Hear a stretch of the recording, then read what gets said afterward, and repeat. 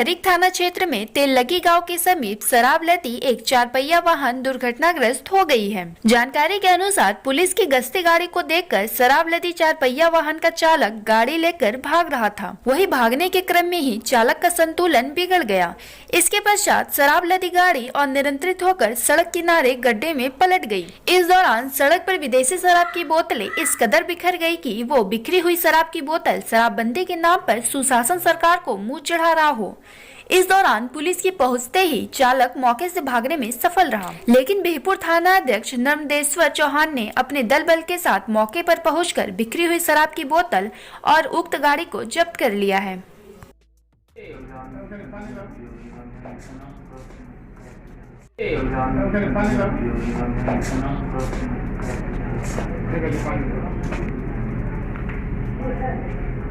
देश भर में इन दिनों नई कृषि कानून को लेकर किसान आंदोलन अपने चरम पर है। वही किसानों के इस रुख से जिला प्रशासन भी अलर्ट मोड में है। इसी कड़ी में किसानों को समय पर बीज उपलब्ध कराने सहित सलानी मामलों को लेकर भागलपुर के जिलाधिकारी प्रणब कुमार की अध्यक्षता में जिला कृषि टास्क फोर्स की एक बैठक आयोजित की गयी। बैठक के दौरान डीएम ने अधिकारियों को किसानों के बीज वितरण करने में तेजी लाने के निर्देश दिए हैं। इसके साथ ही उन्होंने कृषि विभाग के अधिकारियों को किसानों के खेतों से मिट्टी का नमूना लेने, यंत्रीकरण के लक्ष्य को पूरा करने और अन्य प्रकार की जानकारियां ली हैं। वही जिलाधिकारी ने सहकारिता विभाग के अधिकारियों को धान की खरीद को अविलंब चालू करने के लिए निर्देशित किया है। लघु सिंचाई विभाग के अधिकारियों से कृषि विभाग के द्वारा हर खेत तक सिंचाई के लिए जल पहुंचाने के लिए कराए गए सर्वे के आधार पर बोरिंग कराने की बात कही। बैठक के दौरान जिला कृषि पदाधिकारी कृष्णकांत झा, सहकारिता विभाग, लघु सिंचाई विभाग सहित कई विभाग के अधिकारी मौजूद थे।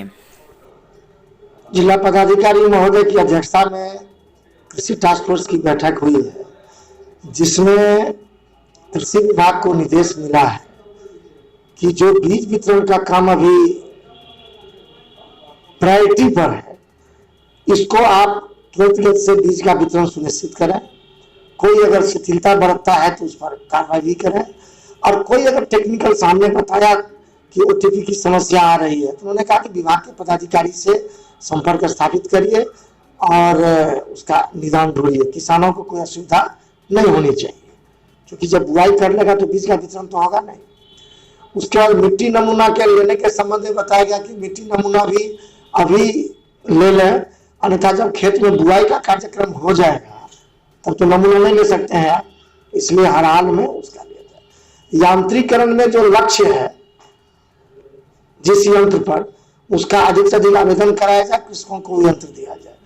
इस पर मेरे द्वारा बताया गया कि जो इस बार कृषि यांत्रिकरण योजना में काफी परिवर्तन किया गया। पहला चीज कि जो पराली जलाने से संबंधित, जो फसल अवशेष प्रबंधन से संबंधित यंत्र है, जैसे reaper, combiner, super seeder, happy seeder, straw baler, straw mulcher, straw reaper, ये ही यंत्र पर इस पर अनुदान मिल रहा है। ठीक है, पिछले साल हम लोग 76 प्रकार के यंत्र पर अनुदान बांटते थे, इस बार यंत्रों की संख्या काफी घट गई है और आवंटन भी काफी कम आया है। अपने जिला में पराली जलाने की कोई परंपरा नहीं है। किसान उसका मवेशी के चारा के कुट्टी के रूप में प्रयोग करते हैं, इसलिए अभी किसानों पर कोई एक्शन लेने की बात, ये समस्या पटना प्रमंडल और मगध प्रमंडल में ज्यादा है, और भागलपुर के किसान इसमें काफी विज्ञ है, काफी अनुभवी है, वो पराली को नहीं जलाते हैं। सहकारिता विभाग की समीक्षा में बताया गया जिला पदाधिकारी के महोदय के द्वारा, इस बार धान की फसल अच्छी हुई है तो धान का खरीद अविलंब चालू करवाएं, और जो किसान बेचना चाहते हैं उनको मदद करें। ठीक है ना। और नलकूप विभाग के जो लघु सिंचाई विभाग के प्रतिनिधि थे, उनको निर्देश दिया गया कि जो हर खेत को पानी का सर्वेक्षण कृषि विभाग के द्वारा किया गया है, और जो राज्य सरकार का प्राइम एजेंडा है 7 निश्चय मिसाल 1 निश्चय है हर खेत को पानी उपलब्ध कराना। इसलिए कोई भी आपको गाइडलाइन आता है, तुरंत जो संबंधित विभाग है कृषि विभाग की को भी ये सूचना दे दीजिए और इस पर तुरंत अमल कीजिए। कहीं कोई कठिनाई आती है तो जिला पदाधिकारी महोदय के भी संज्ञान में इस चीज को लाया जाए। अंतर्राष्ट्रीय दिव्यांगजन दिवस के मौके पर भागलपुर के सैंडेंस कंपाउंड में अवस्थित रेड क्रॉस भवन में रेड क्रॉस सोसाइटी के द्वारा दिव्यांगजनों को सम्मानित किया गया है। वहीं इस दौरान दिव्यांगों के बीच डीडीसी सुनील कुमार और एसडीएम आशीष नारायण ने संयुक्त रूप से ट्राई साइकिल और जरूरी उपकरण का वितरण किया। वहीं इस बारे में डीडीसी सुनील कुमार ने बताया कि सभी दिव्यांगजनों को राज्य सरकार द्वारा विशेष रूप से मूलभूत सुविधाएं दी जा रही है। उन्होंने कहा कि समय समय पर जिला प्रशासन के द्वारा दिव्यांगजनों को विभिन्न प्रकार की कल्याणकारी योजनाओं की जानकारी दी जाती है।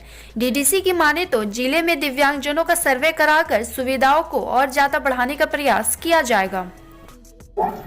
खासकर किस योग जो है आगे चल के बताएंगे। वीडियो में क्योंकि दिव्यांगों को फायदा मिली है, ये आगे चल के हम आपको मंच के बताएंगे। इन प्रयास है पीछे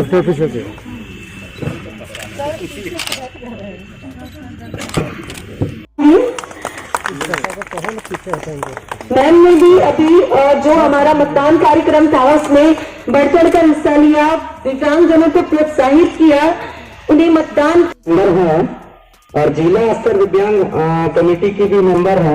बतौर दिव्यांग भागलपुर जिले की जितनी भी दिव्यांगों की विश्व दिव्यांगजन दिवस मना रहे हैं और यहाँ पे जो भी इस जिला में हमारे दिव्यांगजन हैं उन लोगों ने भी ट्राई साइकिल और जो भी ऑपरेटर्स है वो बांटे हैं और इनके लिए जो सरकार के द्वारा जो योजना चला रही है उसकी जानकारी हमें दी है।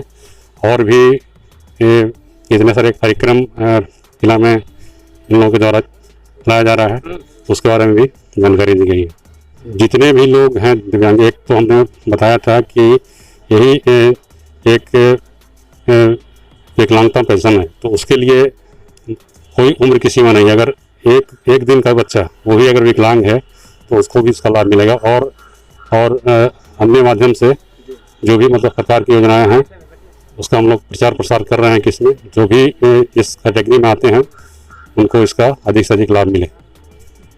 भागलपुर रेलवे स्टेशन में आज अचानक उस समय हंगामा होना शुरू हो गया जब भागलपुर सूरत एक्सप्रेस सुबह में 9:25 के बजाय सुबह 6:45 में ही खुल गई। दरअसल 1 दिसंबर से भारतीय रेलवे ने कई ट्रेनों के परिचालन में समय का बदलाव किया है, लेकिन नए समय सारणी का जानकारी नहीं होने के कारण कई यात्री समय से स्टेशन नहीं पहुंच पाए और उनकी ट्रेन छूट गई। इसके पश्चात नाराज यात्रियों ने रेलवे स्टेशन परिसर में जमकर बवाल काटा।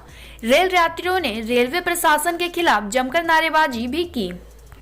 खड़े इसलिए सर जी, ये 9:15 को इसमें टाइमिंग दिया गया है और ट्रेन बिन बोले हुए मैसेज आए हुए, मैसेज किसी के मोबाइल में नहीं पहुंचा है। सबका टिकट यहाँ पे बर्बाद हो चुका है।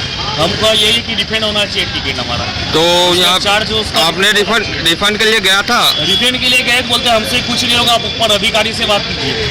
टिकट फाड़ के फेंक दो या कुछ भी कर दो, नहीं हो सकता। का कोई ही नहीं है। ये कौन बोला? चला गया, ये कौन? टिकट काउंटर में जाके बोला है। टिकट काउंटर में टिकट जो काटता है? हाँ, जो टिकट काटता है वही। ठीक।